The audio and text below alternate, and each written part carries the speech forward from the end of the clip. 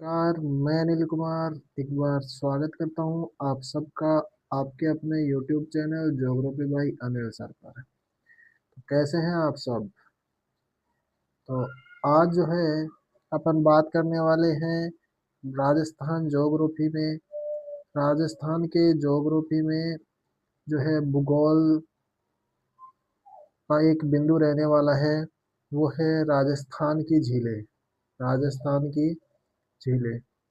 अब राजस्थान की झीलों में अपन ये बात करने वाले हैं कि कौन सी झील कहाँ स्थित है और कौन सी झील मीठे पानी की झील है और कौन सी झील खारे पानी की है। तो अपन शुरू करते हैं और देखते हैं कि जो है स्वच्छता के आधार पर राजस्थान में झीलें। तो स्वच्छता के आधार पर राजस्थान में झीलें दो प्रकार की होती है। स्वच्छता के आधार पर झील दो प्रकार की है। आधार पर दो प्रकार की। अब पहला प्रकार कौन सा है? वो पहला है खारे पानी की झीलें। खारे पानी की। और दूसरा है मीठे पानी की झील। मीठे पानी की झील। मीठे पानी की झील। तो अब अपन शुरू करते हैं मीठे पानी की झीलों से। मीठे पानी की झीलों में पहली झील होगी अपनी पुष्कर झील। कौन सी झील? पुष्कर झील। अब पुष्कर झील की मैं बात करूं तो पुष्कर झील अपना अजमेर में स्थित है। पुष्कर झील अजमेर जो जिला है उसमें स्थित है। अब देखते हैं कि पुष्कर झील का निर्माण कब हुआ। तो इसका निर्माण की बात करते हैं तो इसका निर्माण पद्म पुराण के अनुसार पद्म पुराण के अनुसार पद्म पुराण के अनुसार इसका जो है निर्माण ब्रह्मा जी ने किया। ब्रह्मा जी के द्वारा किया गया। वास्तव में यदि इसकी झील की बात करते हैं तो यदि वास्तविकता में इसकी बात करें तो इस झील का निर्माण ज्वालामुखी के द्वारा निर्मित है। ज्वालामुखी ज्वालामुखी से निर्मित है। ज्वालामुखी से निर्मित एक क्रेटर झील है। क्रेटर झील है। क्रेटर झील या मैं इसको कह सकता हूँ कालडेरा झील। कालडेरा झील। तो बात यह है कि पुष्कर झील का निर्माण पद्म पुराण के अनुसार ब्रह्मा जी ने करवाया। और यदि देखें कि वास्तव में यह एक ज्वालामुखी से निर्मित झील है और ज्वालामुखी से निर्मित झील होने के कारण से क्रेटर झील या कालडेरा झील कहा जाता है। अब आगे मैं बात करूं तो आगे पुष्कर झील के किनारे लगभग 400 मंदिर है। तो पुष्कर झील है उसके किनारे पुष्कर झील के किनारे लगभग 400 मंदिर है। पुष्कर झील के किनारे लगभग 400 मंदिर है। इसीलिए इसीलिए राजस्थान सरकार जो है उसे राजस्थान सरकार ने इसे घोषित कर रखा है। क्या घोषित कर रखा है इसे? राजस्थान सरकार ने इसे घोषित टेम्पल टाउन की संज्ञा दी है। Temple temple town. ठीक है। अब बात करें कि पुष्कर जो झील है पुष्कर झील की आकृति कैसी है। इसकी यदि आकृति की बात करते हैं तो ये आकृति जो है अर्धचंद्राकार है। अर्धचंद्राकार। पुष्कर झील की आकृति कैसी है? अर्धचंद्राकार है। पुष्कर झील के बारे में कहा जाता है कि ये पुष्कर झील राजस्थान की सबसे प्राचीन है। राजस्थान की सबसे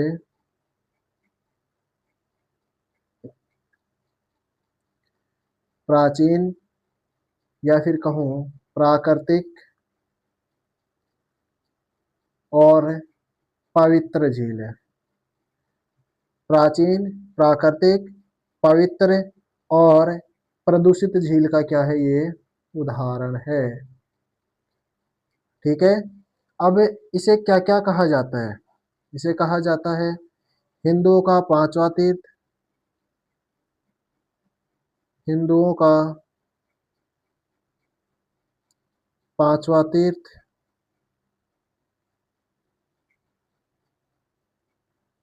फिर बात करें इसे कोकण तीर्थ, पांचवा तीर्थ या कोकण तीर्थ। फिर कहा जाता है इसे प्रयागराज, कोकण तीर्थ, पांचवा तीर्थ प्रयागराज। फिर इसको तीर्थराज, तीर्थराज। और अगला है तीर्थों का मामा, तीर्थों का मामा, तीर्थों का मामा। तो राजस्थान की सबसे प्राचीन झील है, प्राकृतिक झील का उदाहरण है, और पवित्र झील है, और प्रदूषित भी है। अब इसके उपनाम की मैं बात करूं तो उपनाम जो है इसके आते हैं क्या क्या। हिंदुओं का पांचवा तीर्थ, हिंदुओं का पांचवा तीर्थ कोकण तीर्थ, प्रयागराज, तीर्थराज, और तीर्थों का मामा, और तीर्थों का मामा। अब कुछ एक अलग बिंदु देखते हैं इसी को लेकर। अब वो क्या क्या है देखते हैं। इसमें पुष्कर झील के आसपास कौन कौन से मंदिर हैं। अब प्रमुख मंदिर की बात करें तो प्रमुख है मंदिरों में देखते हैं, प्रमुख मंदिर में देखते हैं ब्रह्मा मंदिर है, ब्रह्मा जी का मंदिर है। दूसरा है सावित्री मंदिर,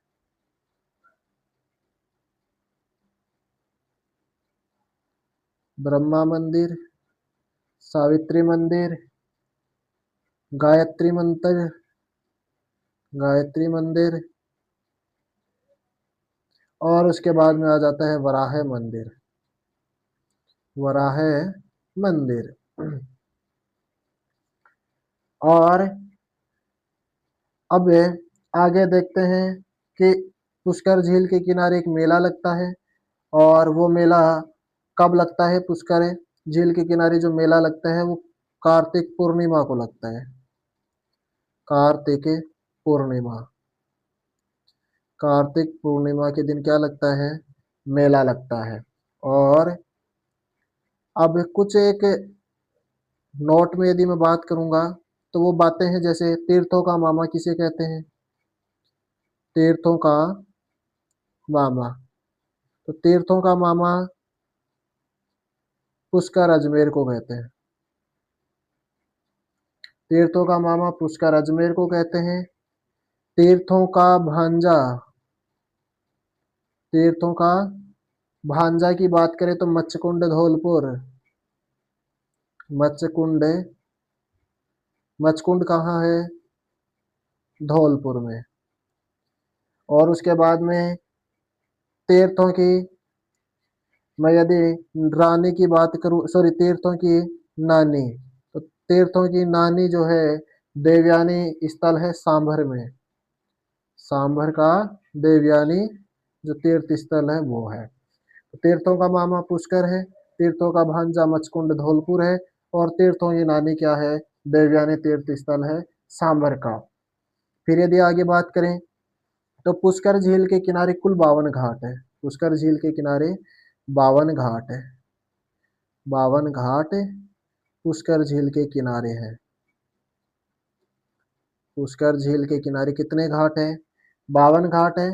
इन घाटों का जो है निर्माण की बात करें तो 1944 ईस्वी में मंडोर के शासक, 1944 ईस्वी में मंडोर शासक था कौन, मंडोर का शासक था नाहर राव, नाहर राव, नाहर राव के द्वारा इन पुष्कर झील के किनारे 52 घाटों का निर्माण करवाया। और फिर यदि बात करें कि औरंगजेब ने इनको तुड़वाने का कार्य किया, या इनको औरंगजेब ने इनको नुकसान, औरंगजेब ने इनको क्या किया, नुकसान पहुंचाया। और जब नुकसान पहुंचाने की बात आती है तो किसका नाम आता है, औरंगजेब का।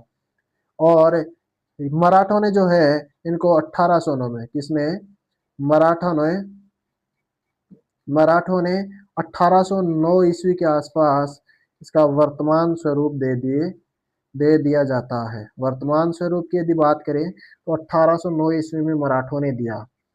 अब जो 52 घाट थे उन 52 घाटों में जो है सबसे पवित्र घाट जो है वो है गोघाट। पवित्र घाट की बात करते हैं और पवित्र घाट में जो सबसे मुख्य आता है वो है गोघाट। पवित्र घाट में मुख्य जो घाट है वो कौन सा है? गोघाट। गोघाट के किनारे, इसी गोघाट के किनारे 1705 ईस्वी में, गोघाट के किनारे 1705 ईस्वी में गुरु गोविंद सिंह ने गुरु ग्रंथ का पाठ किया। गुरु गोविंद सिंह ने, गुरु जो गोविंद सिंह है उस गुरु गोविंद सिंह ने कौन सा पाठ किया? गुरु ग्रंथ पाठ। गुरु ग्रंथ पाठ मतलब जो सबसे मुख्य घाट है या पवित्र घाट है वो गोघाट है 52 घाटों में से। और इस गोघाट पर गुरु गोविंद सिंह ने 1705 ईस्वी में गुरु ग्रंथ पाठ की क्या की थी? रचना की थी।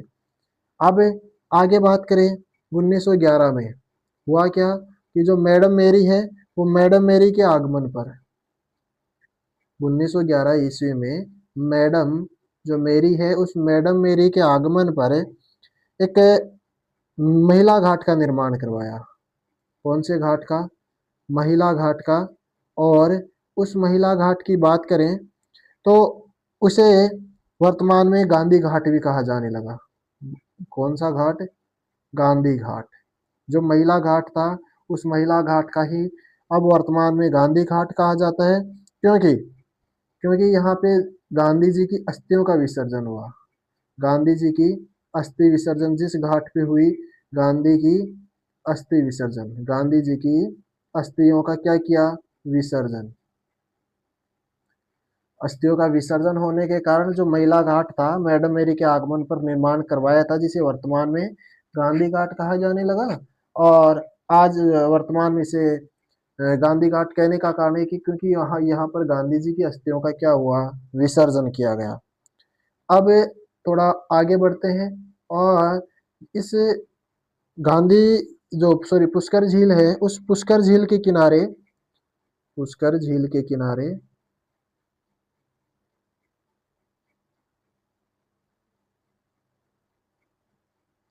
पुष्कर झील के किनारे कालिदास ने अभिज्ञान शाकुंतलम की रचना की। कौन से दास ने? कालिदास का अभिज्ञान शाकुंतलम। अभिज्ञान शाकुंतलम पुष्कर झील के किनारे कालिदास ने किसकी रचना की? अभिज्ञान शाकुंतलम की। और वेद व्यास ने यहाँ महाभारत की रचना की। वेद व्यास ने किसकी रचना की? वेद व्यास ने महाभारत की। वेद व्यास ने महाभारत की रचना की। और यहीं पर जो है विश्वामित्र की तपस्या को मेनका ने भंग किया। जो विश्वामित्र की तपस्या थी उस विश्वामित्र की तपस्या को मेनका ने क्या किया था? भंग किया था। तपस्या को क्या किया? भंग किया। और यहीं पर भर्तृ की गुफा है। भर्तृ की क्या है? गुफा है। भर्तृ की गुफा है। और यहीं पर कर्णव ऋषि का क्या है? कर्णव ऋषि का आश्रय स्थल है। कर्णव ऋषि का आश्रय स्थल, कर्णव ऋषि का आश्रय स्थल है। अब अंतिम जो अपना पुष्कर झील को लेके बिंदु है वो बिंदु रह गया कि पुष्कर झील को स्वच्छ रखने हेतु, पुष्कर झील को स्वच्छ रखने हेतु पुष्कर समन्वित विकास कार्यक्रम चालू किया गया। कौन सा कार्यक्रम? पुष्कर पुष्कर समन्वित पुष्कर समन्वित विकास कार्यक्रम। पुष्कर समन्वित विकास कार्यक्रम जो है ये कनाडा के सहयोग से, कौन से देश के सहयोग से? कनाडा के सहयोग से 1997 और 98 में, 1997 98 में पुष्कर समन्वित विकास कार्यक्रम की शुरुआत की जाती है।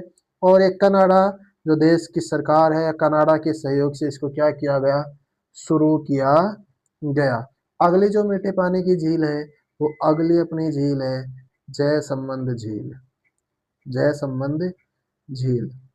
अब जयसंबंध झील, ये जयसंबंध झील की लोकेशन की बात करते हैं तो ये सलुम्बर में है। जयसंबंध झील सलुम्बर में है। अब बात करते हैं ये सलुम्बर अभी क्या है, वर्तमान में गठित नया जिला, वर्तमान गठित नया जिला, नया जिला है। अब ये नया जिला है तो अलग किससे हुआ, तो अलग हो उदयपुर जो जिला था उस उदयपुर जिले से ये अलग होकर नया जिला बना है। अब इस जयसंबंध झील की बात करते हैं तो जयसंबंध झील राजस्थान की सबसे बड़ी मीठे पानी की झील है। राजस्थान की सबसे बड़ी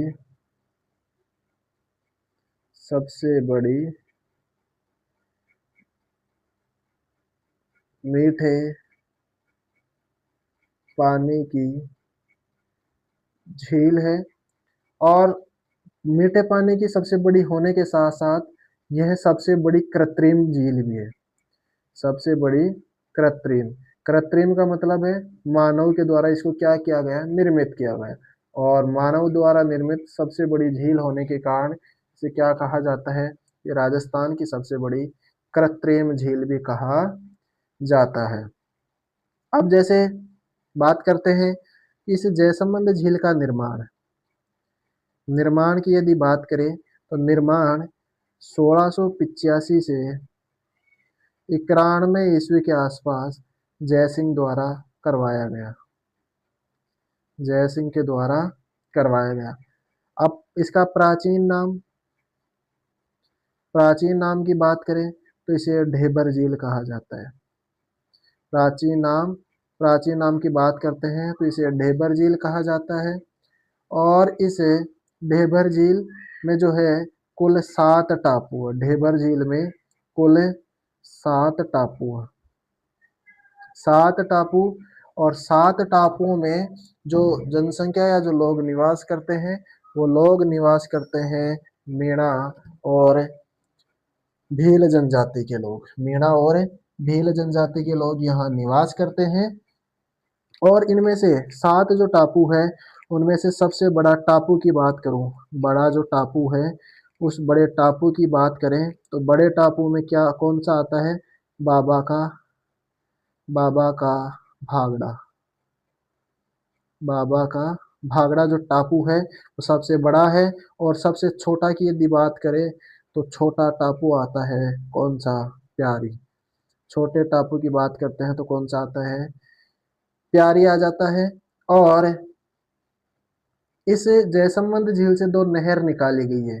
जयसंबंध झील से 2 नहर निकाली है और वो नहर जो है वो नहर है श्यामपुरा नहर। पहली नहर है श्यामपुरा नहर और जो दूसरी नहर है भाट नहर। भाट नहर। अब इन दोनों नहरों को 1950 से सिंचाई के लिए काम में लिया जाने लगा, इस वजह से इसे सिंचाई नहर भी कहा जाने लगा। कौन सी नहर, सिंचाई नहर। तो ये था अपना जयसंबंध झील। जयसंबंध झील। और अब आगे थोड़ा सा देखते हैं राजसंबंध झील के बारे में। अपनी तीसरी झील मीठे पानी की है और कौन सी है, वो है राजसंबंध झील। राजसंबंध झील। अब राजसंबंध झील है कहाँ, तो ये राजसंबंध झील की मैं बात करूं तो ये कहाँ है, राजसंबंध जिले में। राजसंबंध झील कहाँ है, राजसंबंध जिले में। राजसंबंध जिले में। फिर बात करें इसके बारे में, ये कहा जाता है कि ये जो झील है इस झील के नाम पर, झील के नाम पर, इस झील के नाम पर किसी एक जो मैं बात ये कर सकता हूँ जिले का नाम है। झील के नाम पर जिले का नाम किया गया, जिले का नामकरण। मतलब ये है पहले राजसमंद झील थी और उसी राजसमंद झील के नाम के आधार पर नया राजसमंद जिला बना दिया गया।